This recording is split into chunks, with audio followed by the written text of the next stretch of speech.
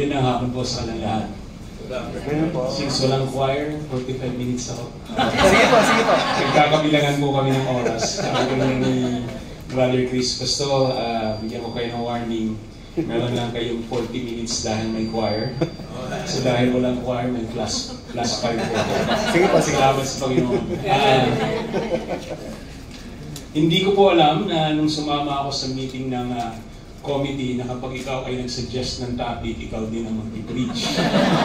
Noong una, akala namin, basta ang akala ko, sige kung ano yung topic na isa-suggest mo na nandoon sa tema. At ang nangyari, kahuli-hulihan, nung nagbigayan ako ng assignment kung sino yung nag-suggest, sa kanya na yung topic. Ang naibigay, actually hindi pala naibigay kasi ako nag-suggest. No? Ang nai-suggest ko po ay ang preeminence ng ating Panginoon sa Kristo sa church. At hindi naman mahirap pag-usapan itong bagay nito dahil alam naman natin na dapat sa loob ng Iglesia ng Diyos ang ating Panginoong Jesus ang pinakamataas. Ibig sabihin ko, hindi natin kinakailangan pang palalimin ito. Medyo kinakabahan po ako. Dahil first time ko po, dati nung nag-preach ako, first time Pastor, on video lang, kaya kinabahan man ako, walang maraming tao. 3 lang kami na tumutulong sa akin. Ngayon maraming tao, kaya mas kinakabahan po ako. Now, hindi na mahirap pag-usapan kung dapat bang itaas si Kristo sa ating mga iglesia. Sapagkat nararapat lang naman siyang itaas ng bawat iglesia. At ang bawat mananampalataya sa iglesia. Ang nakakalungkot, may mga pagkakataon sa maraming mga churches at hindi lang sa ibang mga churches, kundi minsan may mga iglesia na tumatayo sa parehong paninindigan sa pananampalataya pagdating sa katuruan ni Kristo. Ngunit pagdating sa bahagi ng usapin ng doktrina ng simbahan ay medyo lumilihis at hindi nakabatay at hindi nakaayon ang kanilang katuruan sa salita ng Diyos.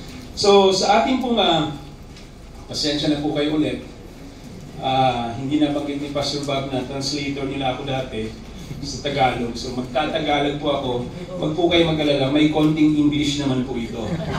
Sabi ko kanina kay Pastor Garcia, Pastor, buti nila nagtagalog ka. Nag-English si Pastor June, nagtagalog ka. English si Pastor Charlie, magtatagalog ako. So kay Pastor Galas na magtatagalog po kayo, mag-i-English si Pastor Bob. Pero kung mag-i-English po kayo, magtatagalog si Pastor Bob.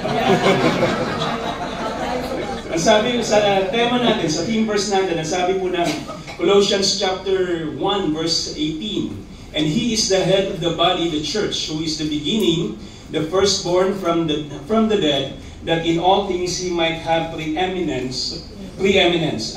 Makikita natin sa verse na ito, hindi kasama yung church sa all things.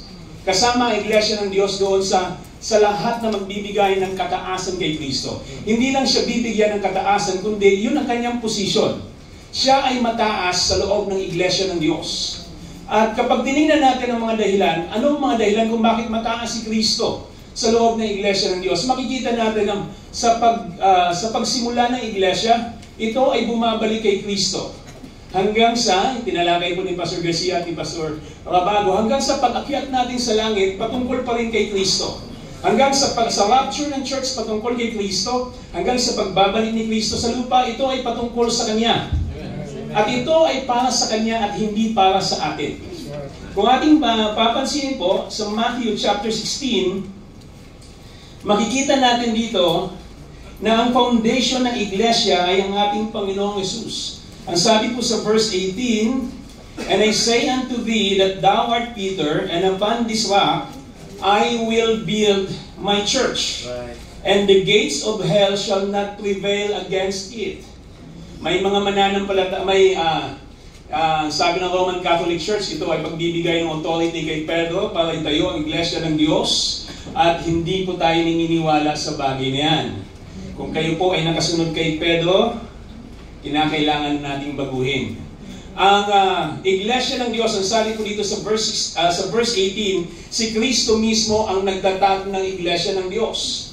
Bakit si Kristo? Sapagkat ang iglesia ng Diyos, ang saligan nito ay ang Panginoong Jesus. Ang kanyang gawa at ang kanyang persona ang saligan ng iglesia ng Diyos. Hindi po kung sinong tao. At hindi kung anong organisasyon na nagsimula ang nagiging salika ng Iglesia ng Diyos, kundi si Kristo at tanging si Kristo lamang. Kaya ang sabi niya, I will build my church. Siya ang pundasyon ng Iglesia, siya ang pinagmula ng Iglesia ng Diyos. Ay ikalawang makikita natin sa bahaging ito, si Kristo, nung sinabi niya po ito kay Apostol Pedro, hindi pa nasisimulan ang church. May mga kapatid tayo sa pananampalataya na nagsasabi na ang church ay nagsimula pa sa panahon ng paglabas ng Israel sa Egypt. At hindi po yung totoo.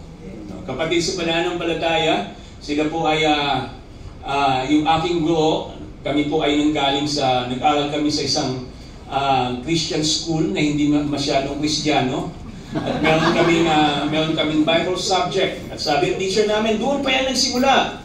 Sabi ko sa tatay ko, hindi ba tayo sa Acts chapter 2? Sabi niya, iba kasi yung kanilang turo sa bagay na yan. So hindi siya masyadong Kristiyano kasi yung meron lang Bible subject, pag takbo po ng school ay minsan masahol pa sa sanlibutan, mga public schools. No? Kaya tawag ko sa kanya, ito ay Christian school but not so Christian.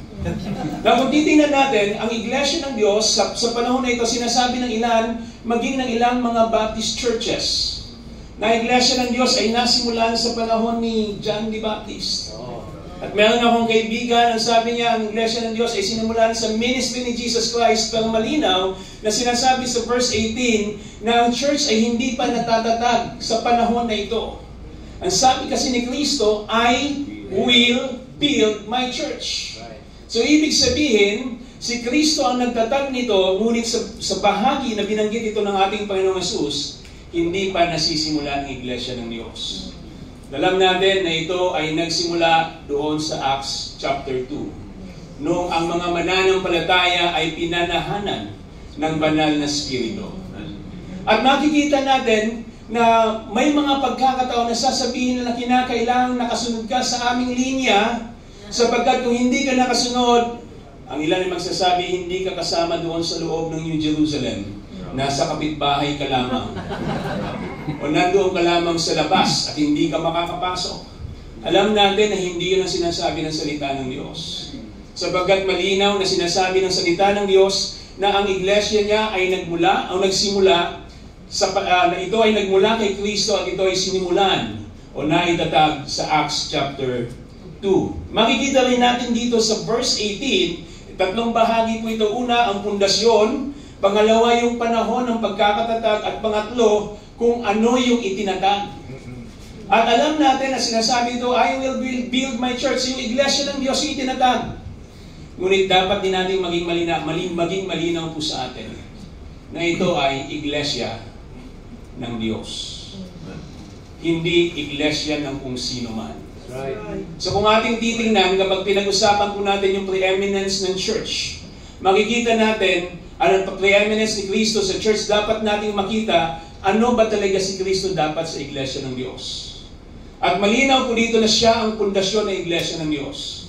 Siya ang nagtatag, siya ang nagtakda kung kailan maitatag, at kanya ang iglesia ng Diyos. It is His church. Amen. May mga noong 2018 at 2020, nagsimula po kami na lumipat po sa property ng church ngayon. May mga kapatid kami sa pananampalataya kasama sa church. Pag tinatanong saan kayo nagsisimba? Sabi niya dyan sa church ni Malakaw.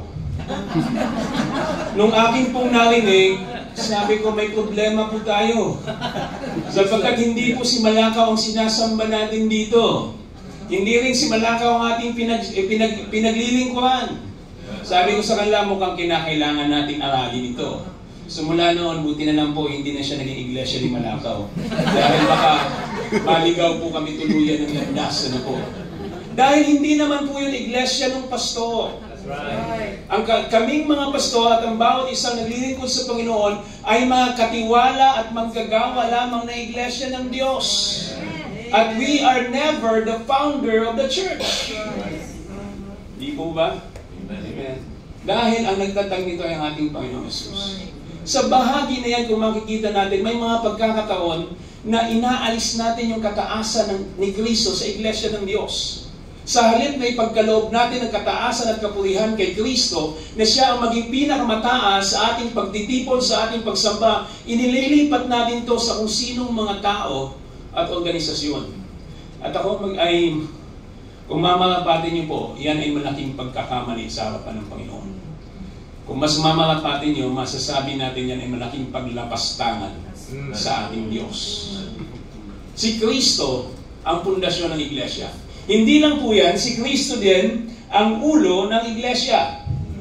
Ating binasa ang Colossians chapter 1 verse 8. At nakita po natin doon na ang lahat ng mga bagay ay na kay Kristo, na siyang simula at siya ang pinakamataas sa Iglesia ng Diyos. Ito ay nagpapahayag sa atin ng katotohanan na si Kristo ang ulo ng Iglesia. He holds all things together and to have preeminence sa loob ng Iglesia ng Diyos. Lahat ng mga bagay dapat sa loob ng Iglesia ng Diyos ay para sa Diyos.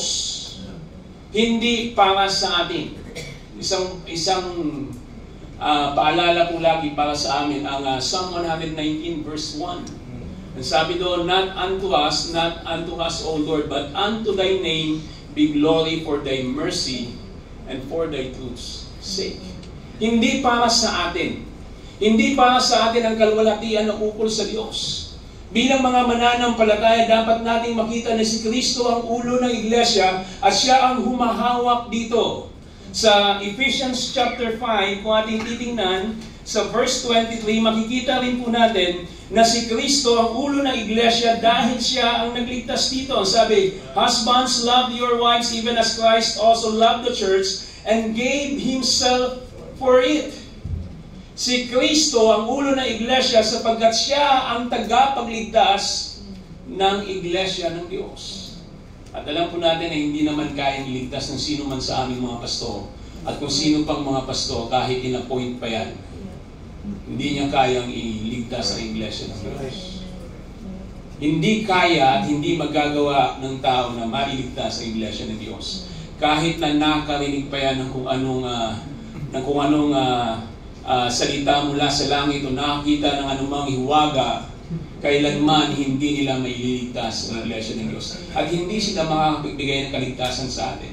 Right. Malinaw na binahagi sa ating kaninang umaga ni Pastor Gonzales na tanging si Kristo lamang ang makakapagligtas. Right. Hindi sa anumang pangalan na ibinigay sa lupa. Hindi sa pangalan ng ating church. Hindi sa pangalan ng ating pastor. Tanging sa pangalan lamang ni Kristo masusumpungan ang kaligtasan. Kung kaya tayong mga mananampalataya, dapat natin siyang ituring na ulo ng Iglesia sapagkat siya ang nagligtas sa Iglesia ng Diyos. Yun din ang sabi po dito sa verse 23. Hindi lang siya ang namamahala o mahawak sa lahat ng bagay, siya rin ang tagapagligtas. At sabi ng sa Ephesians chapter 1 verses 22 hanggang 23. Ang sabi naman dito, Ephesians 1, 22 and 23, and He had put all things under His feet and gave Him to be the head over all things to the church, which is His body, the fullness of Him that filleth all in all. And He gave and He had put all things under His feet. Ito ay nagpapakita na maging sa Iglesia ng Diyos, si Kristo ang natatanging tagapanguna nito. Si Kristo ang natatanging pastol ng Iglesia ng Diyos. At kami pong mga pastol ay mga manggagawang pastol ng Diyos. Amen. At hindi kami ang magiging tagapanguna nito. So ito ay mga bagay, makikita natin siya ang pundasyon, siya ang ulo ng Iglesia. At sa huli, makikita natin, huli na, Brother Chris. Sa unang bahagi pa lang po. Huli na, at sa huli, makikita natin na si Kristo ang Redeemer. Christ is the Redeemer of the Church. Sa Acts chapter 20. Acts 20 in verse 28, ang sabi ng Biblia, take heed therefore unto yourselves and to all the flock over the which the Holy Ghost hath made you overseers to feed the church of God which He had purchased with His own blood. Siya ang tagapagligtas ng iglesia sapagkat ibinili niya ito sa pamamagitan ng kaniyang dugo. So makikita natin, tayong mga mananampalataya, ang ating pasasalamat at ang ating pamumuhay ay dapat para sa ating Panginoong Yesus sapagkat ang kaligtasan natin ay mula sa Kanya, para sa Kanya, dahil sa Kanya.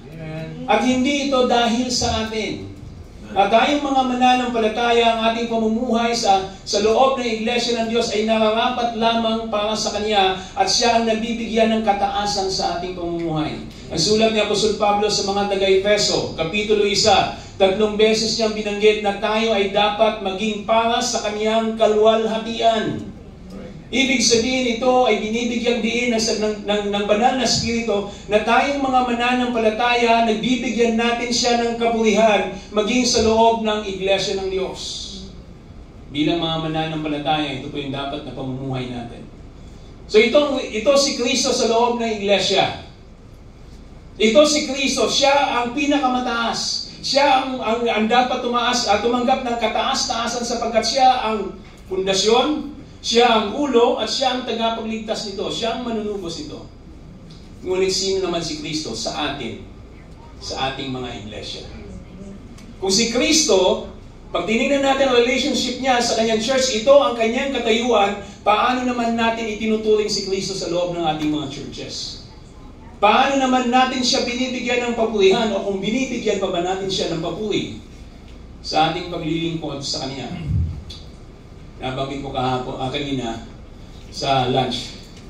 Hindi ko po alam, pero siguro inaadiyan ng Diyos. Ikaw pa ngayon, bigyan mo ako ng may babahaging illustration sa conference. Kahapon, pagbaba po namin sa aeroplano, yung taxi driver na nasakyan namin ay Baptist. Sabi niya, Pastor, saan kayo dito ba? Sabi ko, atin lang po kami ng conference. So binanggit niya na yung kanyang pastor na dati daw siya ay member ng church. Kilala niyo yun, hindi ko na po babanggitin. Yung sabi niya, ay naku, Brad, kung ito lang, yung pastor na ito ang, sabi niya, lumipat ako ng Cavite, hindi na ako nagpaalam. Sabi ko, bakit hindi ka nagpaalam? Sabi niya kasi, pag nagpaalam ka, hindi ka rin papayagan kahit malayo pa yung bahay mo. Sabi ko, ano nangyari? Sabi niya, kasi ganito yung Brad. Meron daw isang babae na umalis sa church nitong pastor na to. Pag-alis niya, after some years, nakita ng pastor. Nung bata-bata pa daw siya, itong pastor na ito nangyari yun. Ibig sabihin, may edad na po siya ngayon. Nung makita niya yung kanyang member, sinampal niya. At ang sabi niya, ang dahilan, dahil hindi ito nagpaalam sa kanya sa paglipat ng church. Sabi niya, Pastor, Brad, itong babae nito, lumipat, malayo na yung bahay niya sa church. Kaya siya lumipat. Hindi rin siya nagpaalam kasi hindi siya papayagan. So, sabi niya, grabe kasi ito, si pastor na ganito.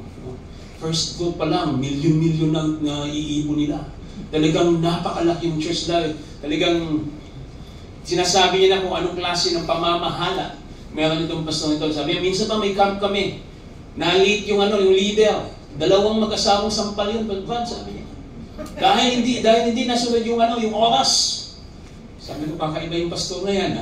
Sabi niya, pero pagdating naman sa tithes and offering, iba rin talaga. Alam niyo po, nakakalungkot. Dahil pagdating sa Iglesia ng Diyos, nagiging iba yung focus ng aming mga mananampalataya. Right. At nagiging iba yung mga focuses ng mga pastors. Right. Mas maraming pagkakataon, ang sukatan natin ng paglago ng Iglesia ng Diyos, una, ay yung paglaki ng pagpasok ng salapi. Right. Pangalawa, yung paglaki ng bilang ng mga miyembro. At ang ikatlo, ay paglaki ng gusali. Sabi nga ng mga Amerikano, sinusukat natin siya sa body, box, and building. Kawawa naman po kami maliliit ng churches. Pero hindi po yun ang sukatan ng paglago ng Iglesia ng Diyos. Ang sukatan ng paglago ng Iglesia ng Diyos ay yung paglago ng mananampalataya. That's right. Amen. Pastor. Kahapon po ito pinihan. Last week, pinapractice ko. Sabi ko, baka iyak ako eh. Naiyak na ako. Pero alam niyo po kung bakit. Around 20 years ago, nung kami ay nasa southern parang ng Palawan, nagtatayo kami ng malaking building. Tapos nung nasa 80% na tapos na yung building, pinost ko siya sa Facebook ko, sabi ko, salamat sa Panginoon. Malapit na. Yung pasasalamat po namin, dahil katuloy niya ng trabaho. Kumbaga, yung hirap, yung pagod, tapos ito na inaabot niya. So, ang daming mga comments, sa purihin ng Panginoon, napakabuti niya, pero may isang comment na hindi ko na nalimot. Ang sabi niya, let not the glory of the church conceal the glory of God. At ito'y nakakalungkot ng bagay sa maraming mga churches. Sa maraming pagkakataon, inaagaw natin yung kalwalhatian na uko lamang kay Kristo. Tinitingnan natin yung ating paglilingkod sa Panginoon at iniisip natin sa pamamagitan ng mga bagay at mga kaparaanang nasa sanlibutan dahil ito ay epektibo, pwede natin gamitin sa loob ng ating mga churches para lamang tayo ay mapuri, para makamit natin yung ninanais natin. Pero mga kapatid, palagi ang tanong, ito ba ay nagbibigay kapurihan sa Diyos? Right. Sa mga naglilingkod sa Diyos, ilang beses natin inaagaw yung kapurihan na para sa Kanya. Kaya tayong mga mananampalataya, kung ating titingnan, tayong mga naglilingkod sa Panginoon, maging yung paglilingkod natin binigyan ng pamantayan ng Diyos. Kaya may 1 Peter chapter 5 para sa mga naglilingkod sa Panginoon. Kaya may 1 Timothy, 2 Timothy, and Titus para sa mga pastor. Dahil alam ng Diyos na maaaring ang kanyang lingkod na tinawag ay lumihis sa pagkatawag sa Kanya. At nais pa rin ng Diyos na sa ating paglilingkod sa Kanya, sa ating pamumuhay, para pa rin sa Kanya ang kapurihan. Para pa rin kay Kristo na nagligtas sa atin. Maging sa iglesia ng Diyos, sa mga mananampalataya, minsan, hindi ko lang alam kung magagalit sa akin si Pastor Galas dito. Minsan, sasagihin ko na po ito, Pastor. Tayong mga mananampalataya, nakatingin lamang tayo sa, okay na ako, ligtas na ako. Pero tandaan natin, hindi lamang ang mga naglilingkod sa Diyos ang dapat na nagbibigay ng kapurihan sa Kanya. Ang sabi ng 1 Corinthians chapter 12, verse 13, for by one Spirit we are all baptized into one body, whether we be Jews or Gentiles, whether we be bond or free, and have been all made to drink into one Spirit. Ito yung indwelling ng Holy Spirit. Pagdating sa verse 14, tayo ay bahagi ng iglesia ng Diyos. Pagdating sa verse 14, ito na yung mga bahagi, may mga dapat na gampanan sa loob ng iglesia ng Diyos. At nakakalungkot dahil may mga pagkakataon na iniisip natin na tayo ay karaniwang mga miyembro lamang ng church, magagawa natin ang mga bagay na gusto natin gawin.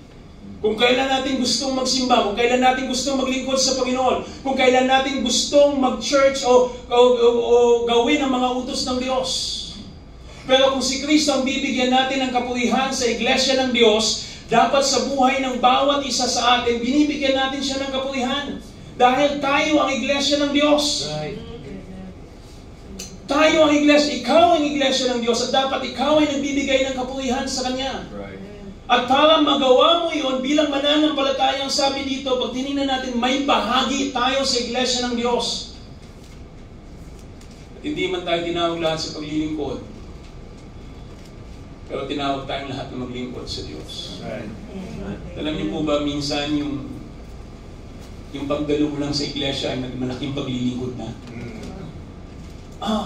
Alam natin yan. Nasa Hebrews 10:24 and 25 yan. Yung presensya lang natin ay paglilingkod na sa Panginoon. Pero maging yung maliit na uri ng paglilingkod na magagawa natin, ipinagkakaiba natin sa ating tagapagligtas.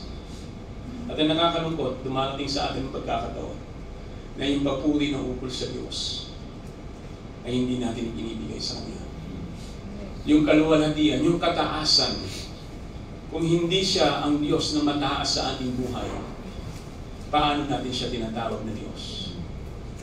Kung hindi siya ang nasusunod sa ating mga buhay, paano natin siya tinatawag na Panginoon? Siya ang nagligtas sa atin. Right. Amen. At nararapat lamang natin siyang bigyan ng kapurihan. Amen. Ang church, tinatag ni Kristo, para sa pagbibigay papuri sa Kanya. At para may tatag ito, kinakailangan niya ibigay ang kanyang buhay. Amen. Magtigis ng dugo doon sa krus ng Kalbaryo para maitatag ang iglesia ng Diyos. At ang bahagi natin ay mamuhay para sa Kanya. Lumakad sa Kanyang mga utos. Ang sabi ng verse 10 ng Ephesians 2, sapagkat ito ay Kanyang gawa na nilikha kay Kristo Jesus para sa mabubuting gawa na inihanda niya sa atin ng una upang siya nating lakaran, upang siya nating maging pamumuhay. Pero paano tayo lumalakad ngayon sa pamumuhay natin kay Kristo? Tandaan po natin, kung ang church natin ay nais nating magbigay ng kalwalhatian sa Diyos, bawat isa sa atin ay dapat na mamuhay nang nagbibigay walhati sa Diyos. Sabi ko sa mga kasama namin sa church, kung gusto nyo maging prayerful church ang church natin, maging prayerful kayo. Kung gusto nyo masabi na sa harapan ng Panginoon matagumpay na naglingkod ng tapat ang iglesia natin, maglingkod kayo ng tapat sa Panginoon. Sapagkat tayo ang church. Right. Amen. Pinapapurihan ba natin ang Diyos sa ating mga buhay? Naluluwalhati ba siya sa ating mga pamumuhay? Mga kapatid, kung ating papansinin, kung si Kristo ang pundasyon ng iglesia, ang ating paglilingkod ay dapat nakasalig din sa Kanya. Kung si Kristo ang manliligtas, manunubos ng iglesia, ang ating pamumuhay at pagsamba ay dapat para rin sa Kanya. Kung siya ang ating, kung ang si Kristo ang ulo ng iglesia, ang ating pagsunod ay para sa Kanya. Kung tapos ako sa bahagi ito, wala pang 10 minutes. So galas bigay ko sa yung time ko. Nitong last year, pagpano ng misis ko, nagbigay ng patutuo yung aking hipag. At alam ko maganda yung intensyon. Sabi niya, naging tapat sa church yung aking may bahay, yung people pa, naglingkod sa church, at ginawa yung mga bagay para sa church, at nagtapat sa pastor. Habang sinasabi niya yun, sa halip na magluksa, umiikot yung isipan ko, bakit sa church? Bakit sa church? Bakit sa pastor? Hindi ba dapat sa ating Panginoon? Hindi tayo mga kapatid maglilingkod sa Panginoon dahil gusto lamang na ating gusto. Ang Diyos ang magbibilang sa ating karapat-dapat sa paglilingkod. Hindi tayo naglilingkod sa church dahil gusto nating maging kilala at anyag ng church. Hindi tayo gagawa ng mga bagay para sa pangalan ng ating iglesia. Dumating po sa time na ang ginagawa ng misis ko nakalagay sa pangalan ng church namin, Smile Church. Kasi nung nagsisimula ito, walang pangalan. Sabi, ano bang papangalan natin dito, tatay? Sabi ko, hayaan mo lang muna. Yung mga maliliit na gamit ng church, lagay niya, Smile Church na lang daw. Sabi ko, walang pangalan muna. Dahil ang mahalaga, kahit hindi tayo pangalanan, ang mahalaga si Kristo ang maluwalhati sa atin. Ang mahalaga si Kristo ang maitaas sa atin. At mga kapatid, lahat ng kataasan ay dapat sa Kanya. Lahat ng kapurihan ay dapat sa Kanya. Hindi para sa atin. Sabi ng, tapos po ako sa Ephesians, chapter 3, verse 21, unto Him be glory in the church by Christ Jesus, throughout all ages, world without end. Unto Him be glory.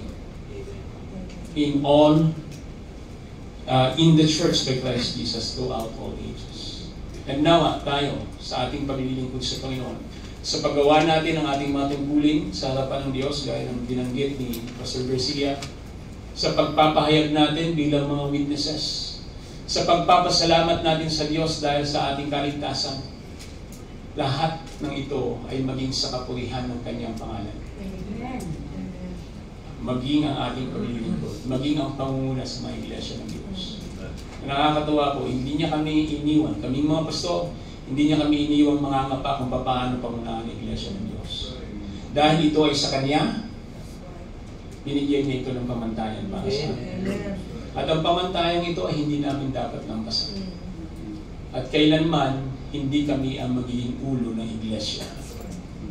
Kami lamang ay mga kamanggagawa.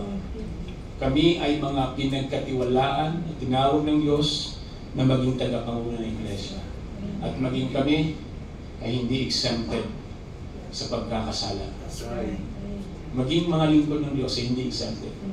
Dahil malinaw sinasabi ng salita ng Diyos.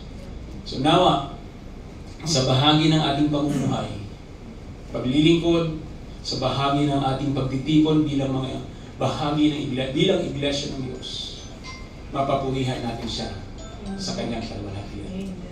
Tayo po'y manalangin. Dakilan namin Diyos, banal at makapangyarihan Ama, kami nagpapasalamat sa inyo, sa inyong biyaya sa amin. Salamat po Panginoong Diyos sa biyaya ng kaligtasan, na siyang nagpabilang sa amin sa katawan ni Kristo. At salamat sa kanilang local churches na ibinigay niyo sa amin. Ama, dalangin ko po na kayo ang magbigay gabay sa amin, nang hindi namin maagaw ang kapurihan na ukol sa inyo.